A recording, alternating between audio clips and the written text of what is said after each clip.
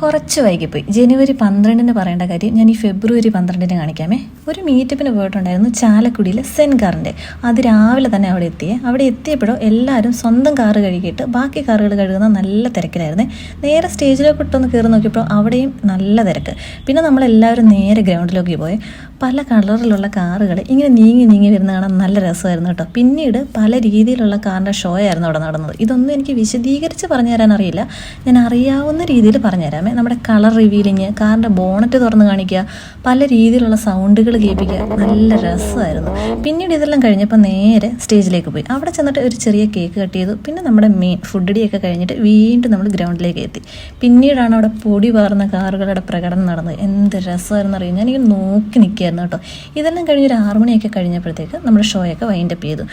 അത് കഴിഞ്ഞ് തിരിച്ചു വന്നപ്പോഴാണ് ഞാനിങ്ങനെ ഓർത്തത്, അടുത്ത തവണ ഈ മീറ്റപ്പിന് നമ്മുടെ കാറൊന്ന് കറക്കിയാലോ.